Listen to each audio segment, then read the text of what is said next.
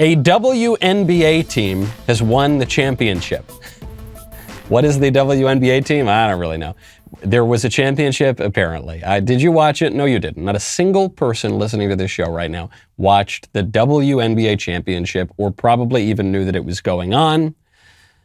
I don't think anyone did in the country. Maybe some of the basketball players themselves knew, but I'm not even convinced of that. So one of the teams won, because I guess one of the teams has to win, and they hold a championship parade in Chicago. The championship parade, I forget if I printed out. No, unfortunately I didn't. There was a headline. It said, "Chicago turns out for the WNBA Championship Parade." And there's big buses here and double-deckers and people standing on top waving to the adoring fans, except there was nobody there in the streets to greet them. So you can see there's multiple buses, whole stream. You can hear the sirens behind them. And then, no, you just hear, it's so sad. It's so sad. You hear, so the streets are empty. I mean, there are a couple people like bicycling alongside them. There are a bunch of cops trailing them, giving them a bit of a motorcade, but there's almost not a single person out in the street for the parade because no one cares because it's the WNBA and no one even knew it was on. This is sad. This is sadder than not having a parade. Okay, I don't begrudge the ladies their victory. I'm not interested in it. There are a lot of sports. I don't watch the curling championships. Okay, I don't watch the, international shuffleboard World Series or I don't know. I don't pay attention to a lot of these things, and certainly not to the WNBA. But what's so sad here is broader than just the WNBA. It's the problem with pride culture. It's the problem with the I'm awesome kind of culture.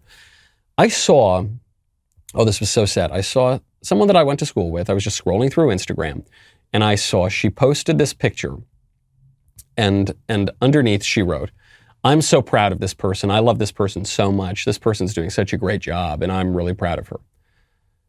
And it was a photo of herself.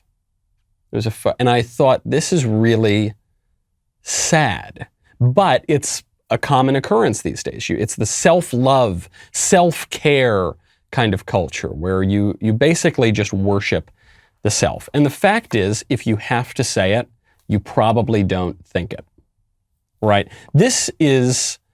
Now we have whole months for pride and for celebrating oneself.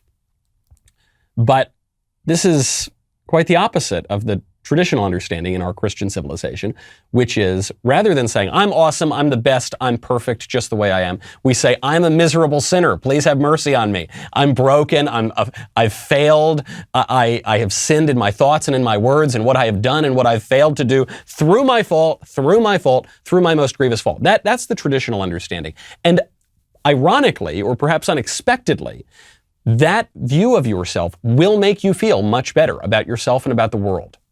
One, because it's true. We are all broken. The imagination of man's heart is evil from the beginning. The things we want to do, we don't do, and the things we don't want to do, we do. We are sinful and we are in need of salvation. But two, there is salvation. We actually can find it, but we're not going to find it in ourselves, all right? We're not going to perfect ourselves of purely of our own work. It's just not going to happen. The pride culture, I think, ultimately is just masking a deep sorrow and a deep sort of despair. Because if you are going to rely on yourself to perfect your own life or to perfect the world, you are going to be extremely disappointed.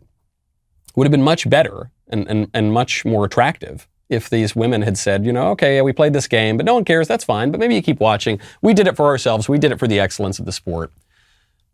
Humility is much more attractive than pride. This is something we used to know. Now we somehow have forgotten that pride goes before destruction and a haughty spirit before a fall.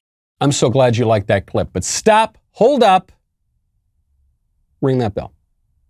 Yeah, please, you have to, okay? They don't want you, YouTube does not want you to get the notifications all the time, okay? Ring the bell, subscribe, head on over to The Michael Knowles Show at Apple Podcasts, Spotify, Stitcher, Google Play, wherever you get your podcasts.